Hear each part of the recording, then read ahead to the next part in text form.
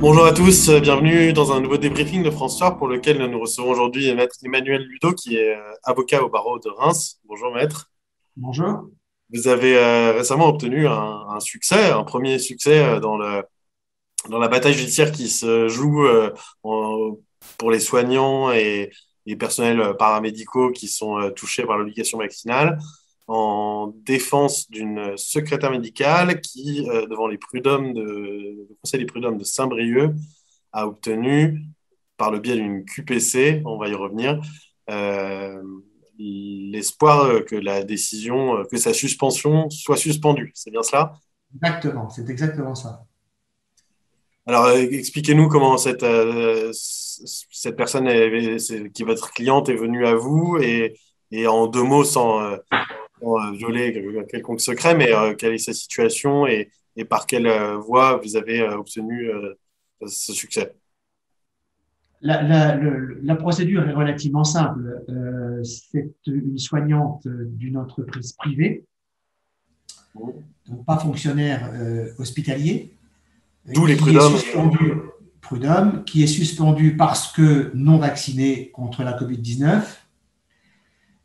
qui saisit le Conseil des prud'hommes et qui vient dire devant le Conseil des prud'hommes deux choses. La première, c'est euh, l'article 14, parce qu'on va être précis, de la loi du 5 août, dit que si le soignant n'est pas vacciné, son contrat de travail est immédiatement suspendu à une date fatidique, qui est la date soit du 15 septembre, soit du 15 octobre, sans traitement, sans cotisation, totalement à nu.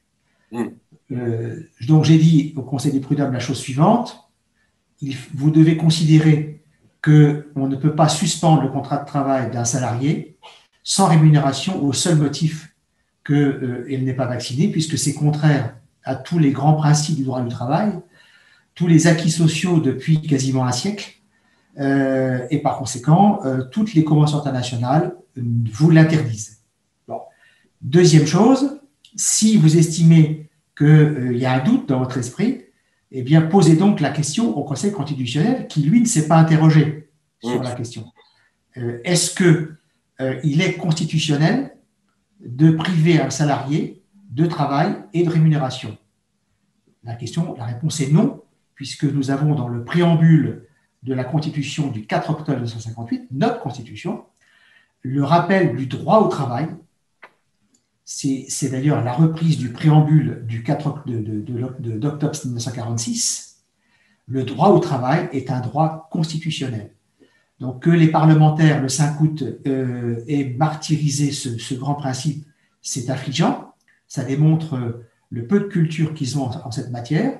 Et par conséquent, le Conseil constitutionnel doit remettre les choses d'aplomb. C'est la raison pour laquelle, sans hésiter, le Conseil a dit il faut interdire à l'employeur de suspendre son contrat de travail et il faut la dispenser de la vaccination en attendant que le Conseil constitutionnel ait répondu à la question: est-ce que l'article 14 est constitutionnel ou est-ce qu'il ne l'est pas? Et pour ce faire, vous avez employé la QPC, la question prioritaire de constitutionnalité, qui est entrée dans les mœurs judiciaires il y a une dizaine d'années, mais pourquoi ce choix tactique ou technique? Pourquoi ce choix? Parce que on nous rabâche les oreilles sur le fait que le Conseil constitutionnel a donné sa bénédiction sur cette loi, ce qui n'est pas vrai. Et moi, je veux aussi montrer au Conseil constitutionnel que le travail a été bâclé et qu'il doit revoir sa copie sur les articles les plus sensibles. C'est la raison pour laquelle je fais poser des questions prioritaires de constitutionnalité le plus souvent possible pour rappeler au Conseil qu'il a un devoir impérieux de veiller au respect de la Constitution. Donc c'est un outil qui est un outil à ma disposition et que j'entends utiliser et j'en use, pour ne pas dire en abuser. Et donc, dorénavant, le Conseil constitutionnel a jusqu'à début novembre pour rendre une décision, faute de quoi votre cliente devra être réintégrée dans son emploi. C'est bien cela? Alors, ma cliente devra de toute façon réintégrer le 6 novembre au matin. Ça, c'est très clair. Le Conseil constitutionnel n'aura pas rendu sa décision le 6 au matin. Je sais que les cours de cassation, puisque c'est le filtre euh, qui nous est imposé avant d'aller devant le Conseil constitutionnel, la Cour de cassation doit examiner cette question le 30 novembre, dans sa séance du 30 novembre. Donc, nous aurons une décision 8 ou 15 jours plus tard. C'est dire que ma cliente est de toute façon réintégrée au moins jusqu'au janvier. Et y a-t-il une possibilité que ce cas particulier devienne le cas général, ou bien les situations sont-elles trop spécifiques? Alors, la question n'est pas spécifique. Si, par bonheur, le Conseil constitutionnel dit que cet article qui autorise la suspension du contrat de travail sans salaire n'est pas constitutionnel, tous les salariés de droit privé pourront en bénéficier, puisque l'article 14-2 n'existera plus. Et c'est tout l'édifice du gouvernement qui va imploser, puisque on traite ces soignants avec du fouet, quelque part, en les menaçant, en les privant de rémunération, en les privant quasiment de ressources. Eh bien, dans ce schéma-là, si le Conseil constitutionnel désavoue le gouvernement, eh bien, le système ne pourra plus fonctionner. Et tous les soignants devront être réintégrés sans exception. Et est-ce que cela pourrait s'étendre, selon le même principe, à ceux qui relèvent de la justice administrative parce qu'ils sont employés de la fonction publique? Pour ma part, le cas des fonctionnaires de la fonction publique territoriale pourront effectivement bénéficier de cette jurisprudence, car il me semble que si la privation de rémunération n'est pas constitutionnelle pour les salariés du droit privé, elle ne l'est pas non plus pour les salariés de la fonction publique. Je pense que c'est évident. Et enfin, il y a un troisième plan sur le volet disciplinaire, des suspensions qui ont pu être prononcées par les ordres des médecins, des infirmiers, kinésithérapeutes, etc., pourraient être influées elles aussi par cette jurisprudence? Alors, les ordres professionnels s'intéressent aux professions libérales. Oui.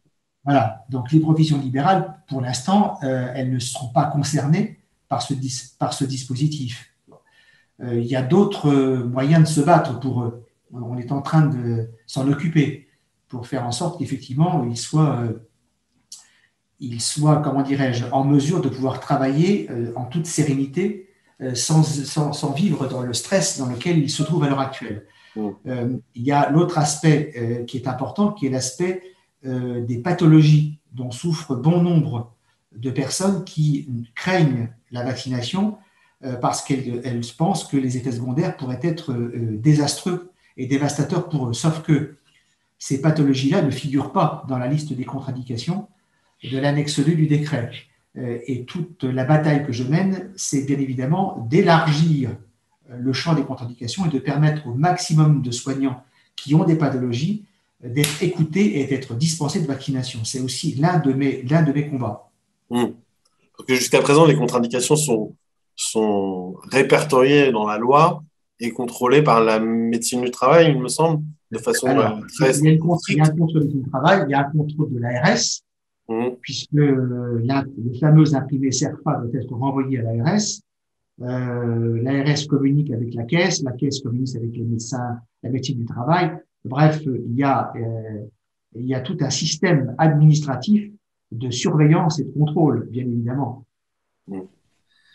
Une dernière question pour finir. Vous avez, je l'imagine, d'autres clients que cette secrétaire médicale de Saint-Brieuc. Vous avez bon espoir que pour eux et pour d'autres aussi, avec d'autres avocats, il y ait une sorte d'effet domino, donc que l'échafaudage juridique fragile sur lequel reposait cette obligation vaccinale s'effondre dans les prochaines semaines? Alors, moi, je suis effectivement très optimiste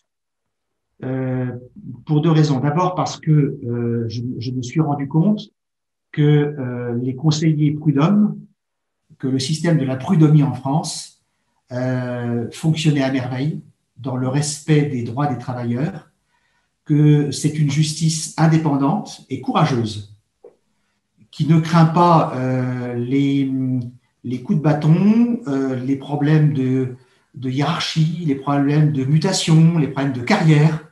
Ce sont des bénévoles qui ne travaillent que pour les salariés et les employeurs et qui font preuve d'un courage extraordinaire et d'une qualité de juriste vraiment qui a mon admiration. Et vous avez tout intérêt à aller brosser dans le sens du poil. Non, je ne brosse pas la spécialité. Franchement, je suis sincère en le disant, parce que c'est là où on est vraiment écouté. Bon. Je ne suis pas sûr que dans d'autres formations judiciaires, nous ayons la même écoute. Je pense qu'il y a quelque part aussi une grande peur, une grande crainte, car le système mis en place est un véritable rouleau compresseur. Rouleau compresseur qui écrase tous ceux qui résistent. Nous ne sommes plus en démocratie. On pense qu'on l'est, on ne l'est plus. Et d'autre part, je voudrais dire pour terminer que la stratégie qui consiste à prendre cette loi de manière frontale est une stratégie qui, de toute façon, est suicidaire, parce qu'on sera de toute façon écrasé. La seule façon de se battre contre ce système, c'est d'attaquer cette loi article par article, alinéa par alinéa.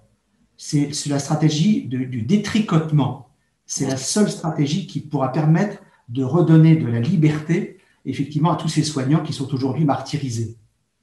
Une forme de guérilla juridique et judiciaire pour laquelle donc vous êtes optimiste. Si vous me dites que je suis le Che Guevara des soignants non vaccinés, j'accepte effectivement le qualificatif.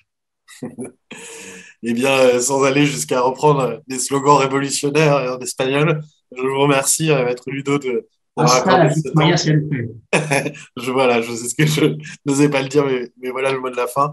Merci beaucoup d'avoir accordé ce débriefing pour les lecteurs et auditeurs de France 3, et y compris pour les nombreux soignants qui s'inquiètent ou se battent et seront heureux et remplis d'espoir, sans doute, par cette nouvelle du front judiciaire. Merci beaucoup. Merci à vous, bonne soirée. Au revoir. Merci. Au revoir.